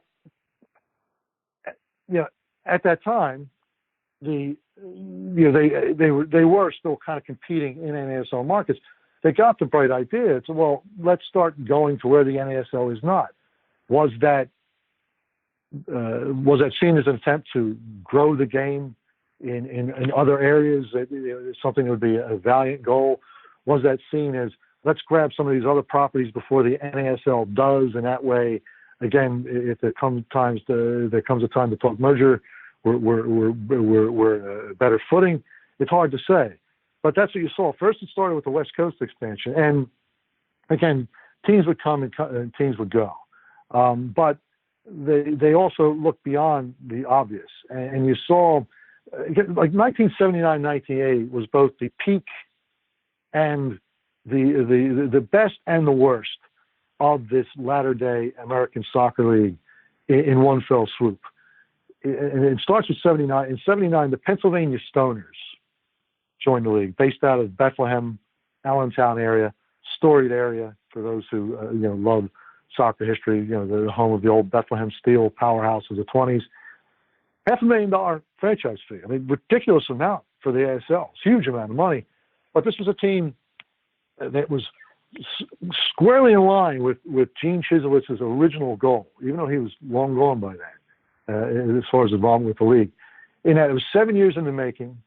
Willie Ehrlich, who was the mover and shaker behind the team, 7 years developing basically an academy, what we would call an academy today. I mean, the Pennsylvania Stoners are today's MLS franchise in 1979. They entered the league in 79. 1980, the year starts in chaos. Cousy resigns. Joseph Raymond, who had been serving as league president and was owner of the New Jersey Americans, one of the more stronger, better supported, solvent teams in the league. He even found Eddie Fermani from the Cosmos. That was a big hire too, right? That's right. He grabbed him after he got fired he got fired by the Cosmos in 79. He hired him, only again to lose him to the Fury in 1980. Although there was a reason for that, because Raymond somehow is not reelected as president. So in a fit of pique, he sells the New Jersey Americans to a London group who move it to Miami. They were going to expand to Phoenix. There was a team called the Phoenix Fire, coached by Jimmy Gabriel, hot off of a couple successful years coaching the Seattle Sounders, including getting them to the 1977 Soccer Bowl final. Signing, NASL players. Even had a couple exhibitions against like the Mexican national B team. Didn't make it to the starting gate. Didn't have money, Rodney Marsh comes to the league, albeit as coach of New York United, the second New York area team. He quits after 17 games. But then that's the bad. Then you have the good. The Pennsylvania Stoners, first American team to have a kit sponsor with Alpo. No one else was doing that at the time. But I guess the perfect example of just how crazy the ASL was at that point can be found with the Sacramento Gold. 1979, the Sacramento Gold won the ASL title. Its owner was bragging about receiving offers to jump to the North American Soccer League, but no, I'm staying here. I'm going to stay with the ASL. By halfway through the 1980 season, it's taken over by the league. They're out of money. Taken over by the league, eventually assumed by community owners who say publicly, we're going to play home games and we're going to forfeit the road games. We can't afford to go on the road. We're going to forfeit the road games in order to keep costs down. They didn't actually do that. They sucked it up, and they made it to the final. They made it to the ASL final, played in Allentown. They lost to the Pennsylvania Stoners, but the Stoners had to pay had to give Sacramento $5,500 to cover the travel costs to get them there. So they didn't even show up to the final. I mean, that's like quintessential ASL at that time.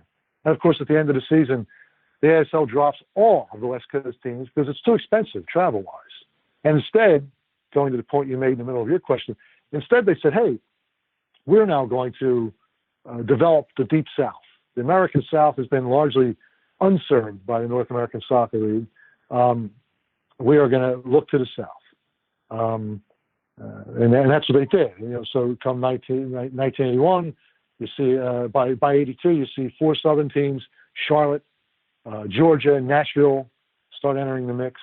But you see a form of relegation. The Detroit Express now join the American Soccer League. It's not really the same owners as the original Express, who moved to Washington for their last season. But you start seeing, it's funny.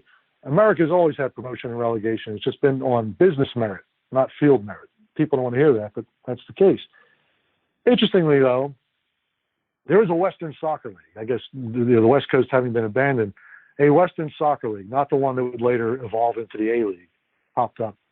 In 1982, there was talk of the ASL and the WSL forming to merge something called the Union Soccer League, not to be confused with the United Soccer League, which we'll talk about in 84. Of course, it doesn't come off. But again, you just see, so here's the Pennsylvania Stoners. They win the title in their second year. They develop their own players. I mean, again, the very prototype for what MLS teams want to do today. But by 83, they're out of money. I mean, it's because Willie Ehrlich, who's very much a visionary, is like a lot of ASL owners, a visionary with no money. And that was a constant problem this league had to deal with. And as you know, Jeff Bourne, Phil Parks, some storied NASL players are coming to finish their careers in the ASL, and the ASL is having success in Charlotte with Rodney Marsh's coach.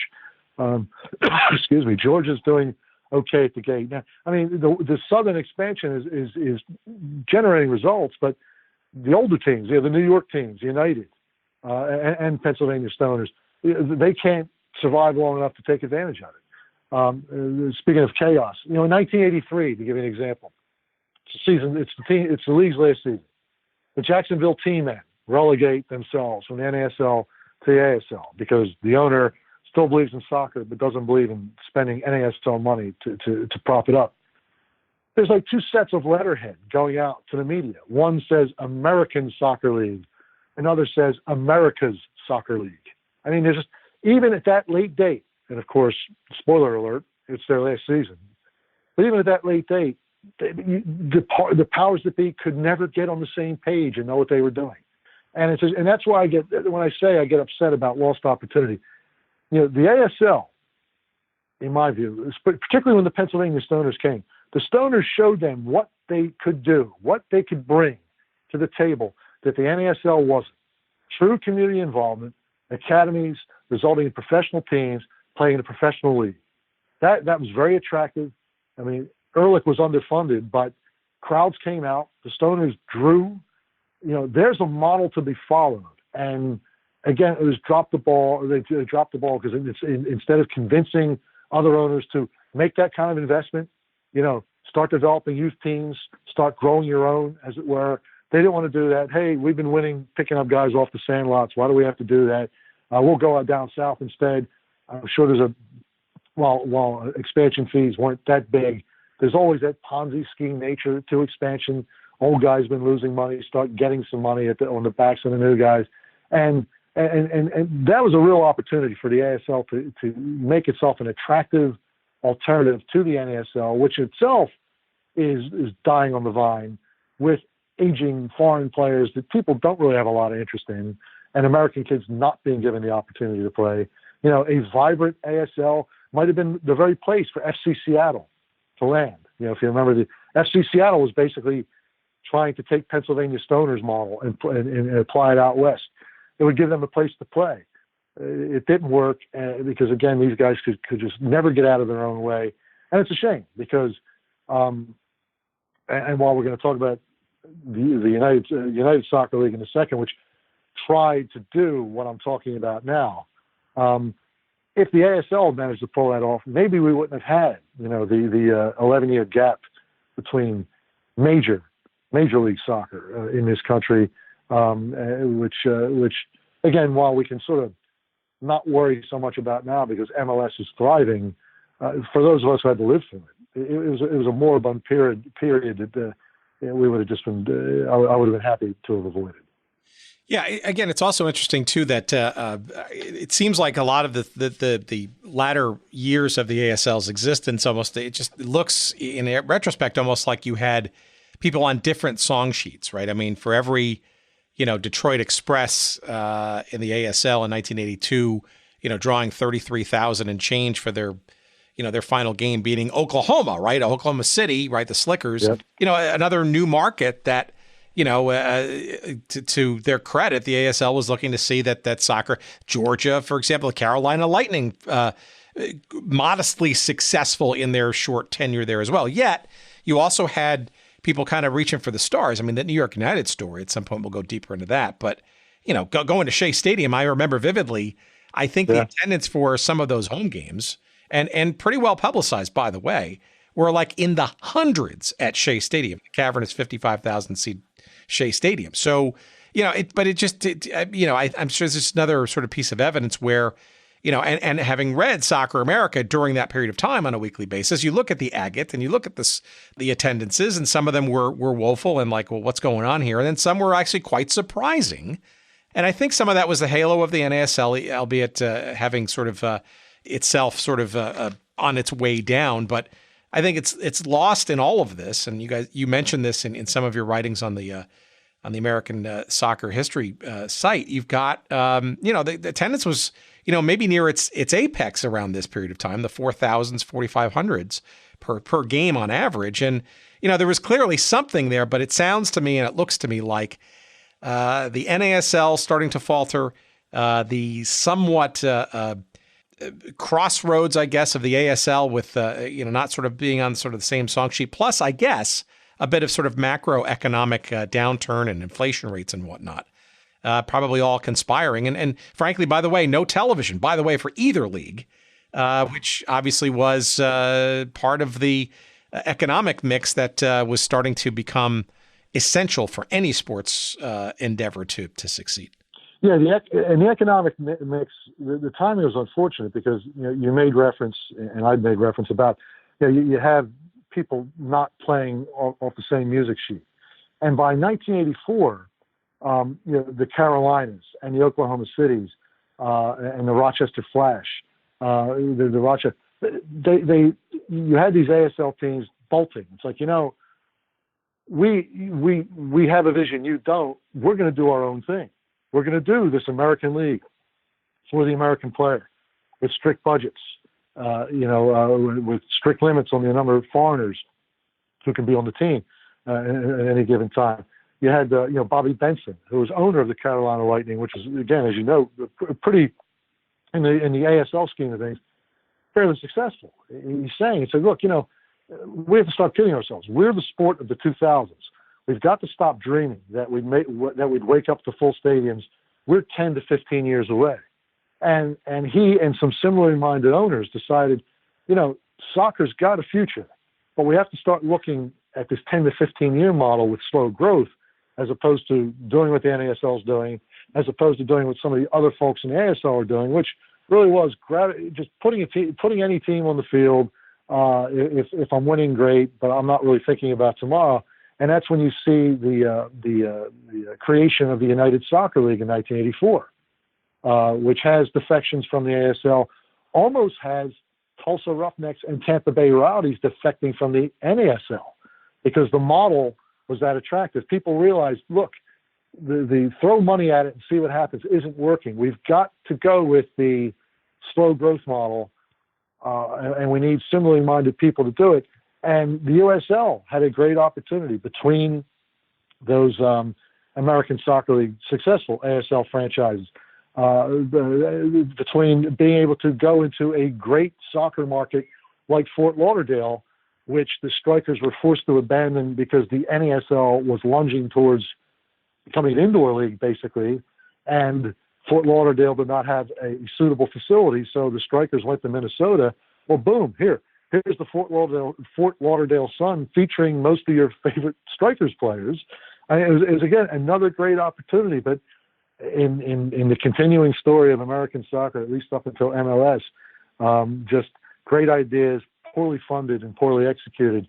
The USL has gone, but a few weeks into its second season in 1985. And that's the end. Literally the end of outdoor pro soccer. So a couple of things maybe as we sort of round home here. So around third base, sliding into home, to completely use a terrible analogy from another sport. The idea, though, it's interesting. You talk about lost opportunities. I look at it actually from a marketing prism, right? So, when the ASL finally folded after the 1983 season, it was 51 years, right, since the second version sort of came into being. So there's a missed opportunity for the 50th anniversary kind of celebration. There's missed opportunity, it seems, around some of the newer franchises that were starting to get some attention, like the Carolinas, et cetera. It also seems like there was, and maybe you can fill in the blanks here too, if I remember correctly, perhaps out of desperation or obviousness, there was sort of this idea that I remember that the ASL was floating to try to do this year-round enterprise, which would incorporate both outdoor and indoor, given the rise of the newly successful MISL and the NASL's reconsideration of the sport, where instead of having to choose between the outdoor or the overlap of indoor and stuff, that the ASL was at least thinking on paper that they could maybe create an integrated league that would encompass both. Yeah, as early as 1979-80, that was something that was on paper, and the thought was. By the way, that sounds like a good idea. I mean, I know the NASL arguably does that, but you could do that with purpose, not sort of the way the NASL did it. Right. I mean, I think the ASL was looking at it both as a way to broaden one's footprint, in that, hey, you could see your team year round, but also as a way to perhaps pay the players more.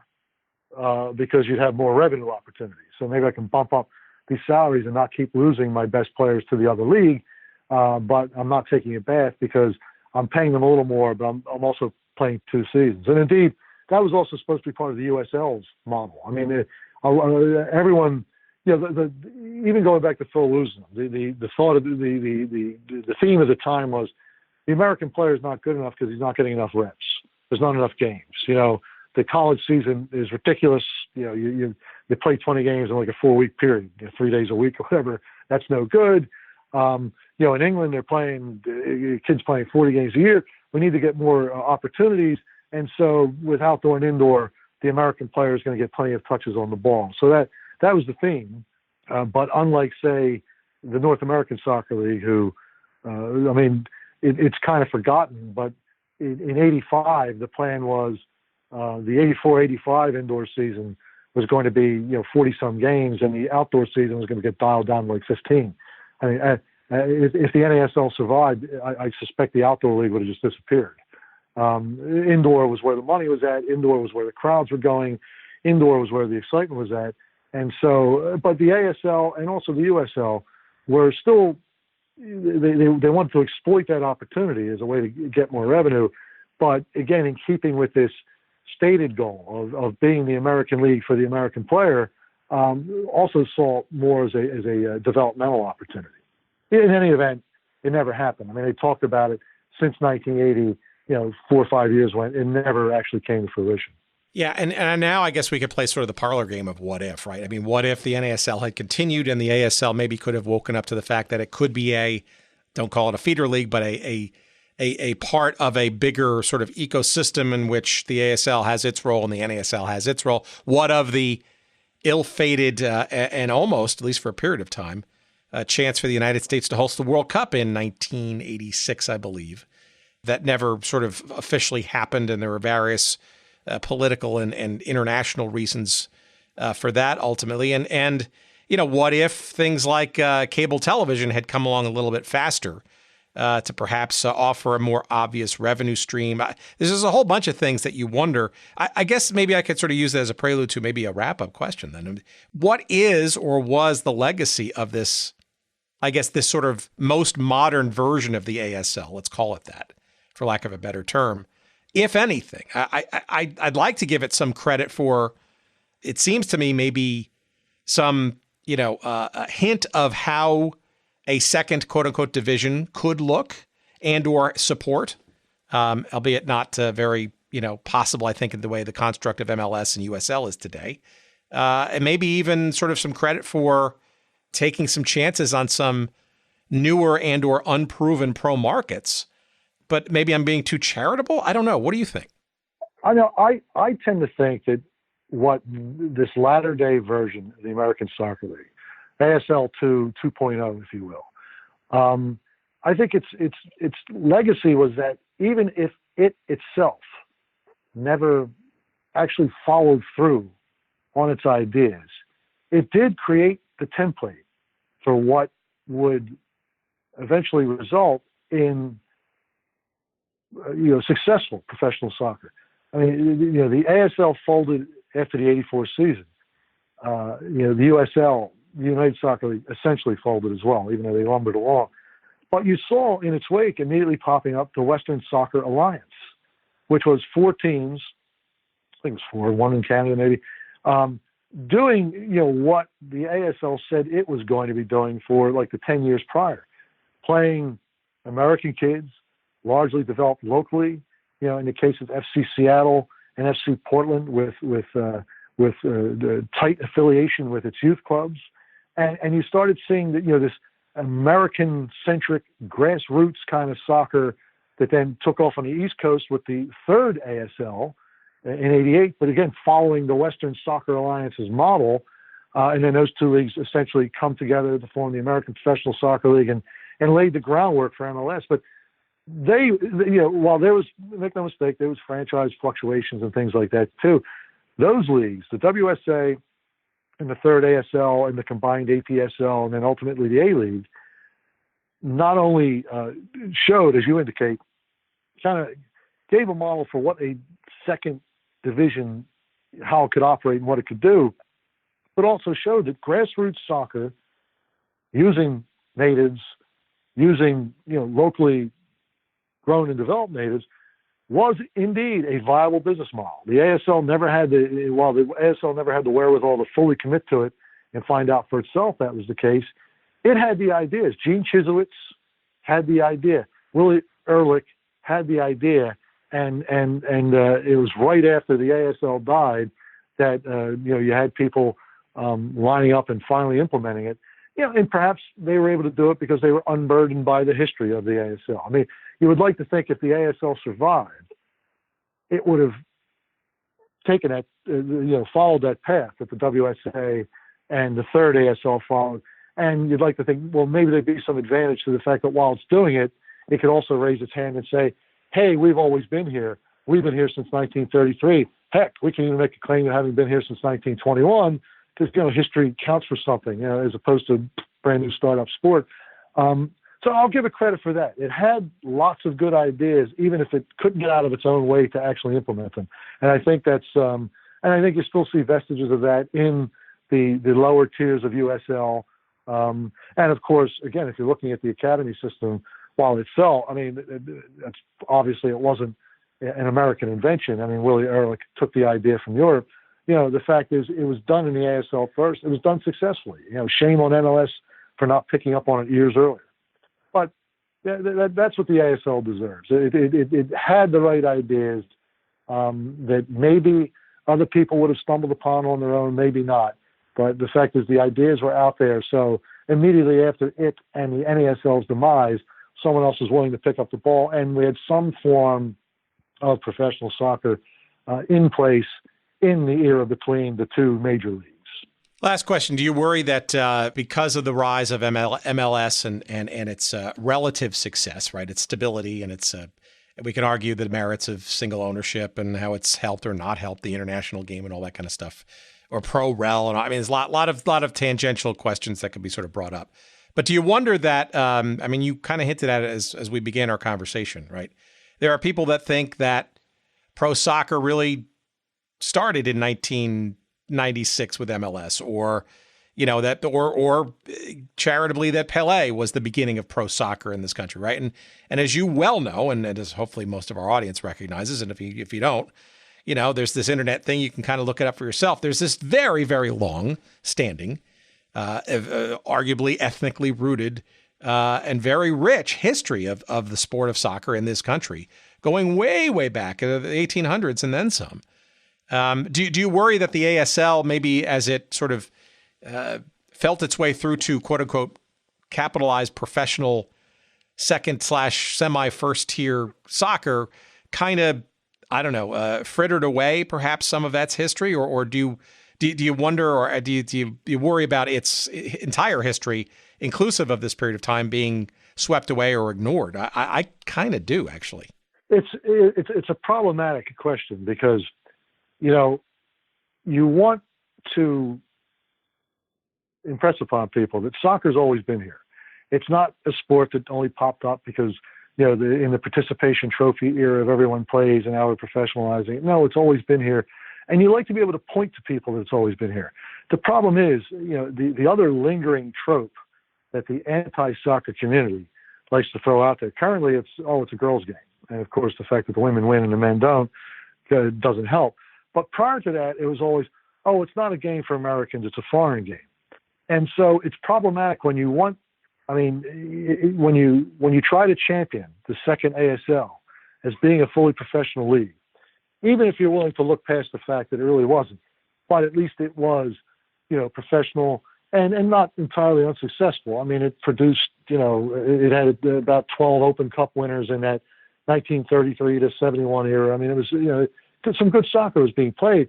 In order to do that, all you do is highlight the ethnicity, the otherness of soccer that I think certainly MLS, certainly the NASL had worked so hard to get away from. So it's really quite a quandary. You don't want to ignore the ASL. You don't want to ignore the great players. I mean, you want to champion the 1950 team that upset England. It's a great story. And you can't really do that without pointing out that the guy who scored the goal, Joe Gatens, played with Brookhaven and was the leading scorer in the ASL that year. The guy who assisted on the goal, Walter Barr, played with Philadelphia Nationals, who won the Open Cup a couple of years earlier with a team that was All-American, but for one player.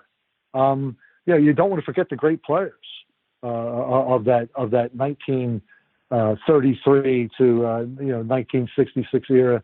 You don't want to forget the Americans, like Joey Fink, the guys who would never get an opportunity in the NASL, American-born and bred, who would go to the ASL and star.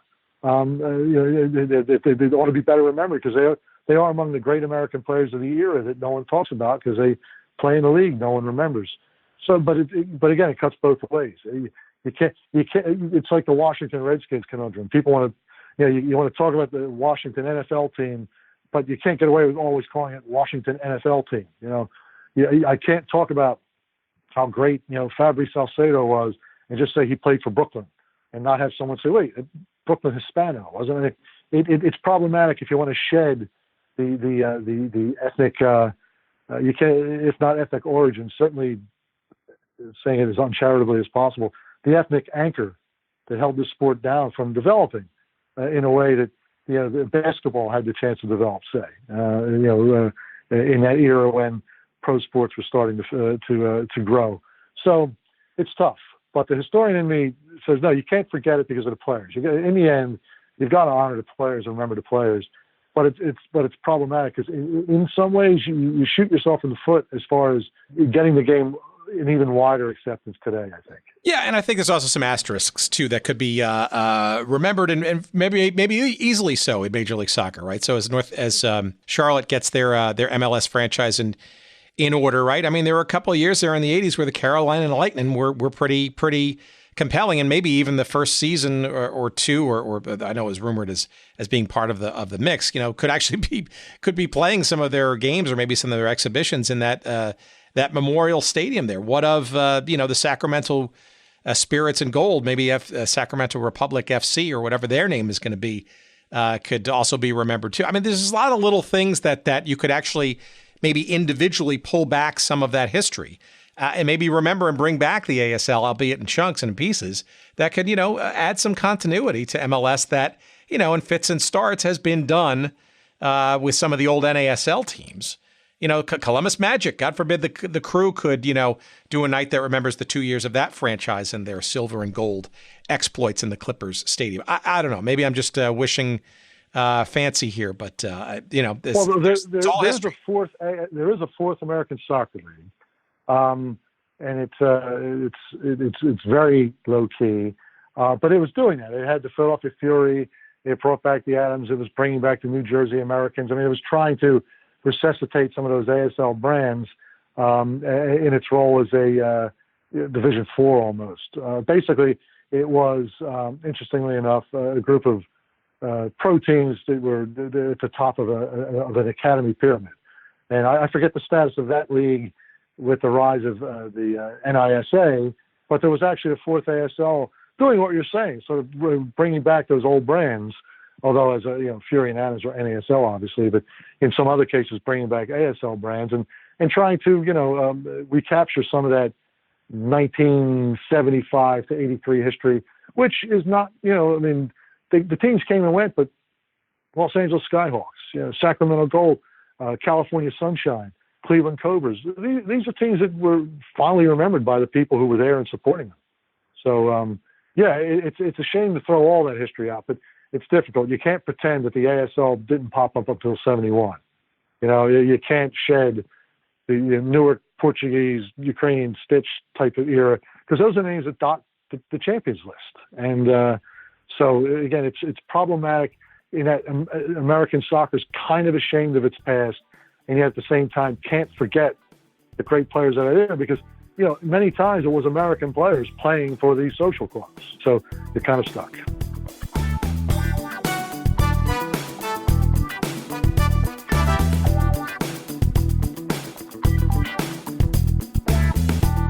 All right, our thanks to Steve as we have opened up the Pandora's box known as the American Soccer League, at least the second version of it, and at least the 1970s and early 1980s last vestiges of it. Fascinating stuff. Lots more to sort of explore. You New York Apollo fans, you Columbus Magic fans, you Sacramento Gold and Sacramento Spirits fans, you Carolina Lightning fans. All those, by the way, should be perhaps remembered and dug deeply into as you ascend into Major League Soccer status with your new franchises. Why don't you? Just a thought to know that there is some actual pro soccer history in those markets before MLS makes its merry way into officialness in your respective markets. But I digress. More about Steve can be found. God, where can you not find out more about Steve? You find out more about him at the Society for American Soccer History, about the closest thing to Sabre that soccer nerds have. In history and data and stats and all that kind of stuff. You can find out more about them at ussoccerhistory.org, and you'll see all the great stuff that they do to keep this sport memorized. No, what am I saying? Memorialized. That's the word I'm looking for. Boy, it's been a long day. But Steve knows what I'm talking about, and he knows what he's talking about for sure. You can follow Steve also on Twitter at Soccer Maven. That's Soccer Maven, M-A-V-N. Drop the E there. Soccer Maven. And also, he's, as you probably heard him reference, and we've talked to him on a couple of other occasions, is a deeply passionate guy in the realm of lacrosse history in this country. And you can find all his stuff devoted to that at the website Crosscheck. That's C-R-O-S-S-E, check, C-H-E-C-K.com, formerly known as Retrolax, which we talked about on a previous episode.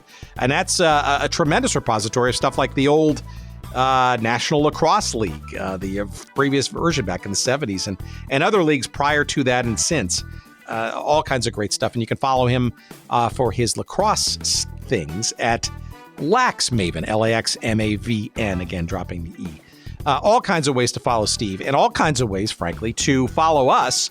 Hell, if you got an ASL memory, American Soccer League memory, well, we'd love to hear it. Al Troutwig, if you're out there, or this is shared with you this episode, we'd love to hear from you in particular, because we know beyond your great years calling fun stuff that we like to obsess about, like the Arena Football League for NBC, or even of course, the old Major Indoor Soccer League on the old USA cable network with Kyle Rote Jr., one of our previous guests, we certainly know and remember that you got your start pretty much pro-wise on the air with the old New York Apollo in the late 70s. I remember vividly listening to games that you called, I think, for their championship season in 78 on the old WMCA AM 570, in addition to various stations in Long Island. So, Al Trawick, if you're listening, or anybody else, frankly, who remembers or has some direct connection to some of the old ASL history, hey, we'd love to hear from you. You Cleveland Cobras fans, you Rhode Island Oceaneers fans, perhaps some Cincinnati Comets fans, maybe some Indy Daredevil folks out there.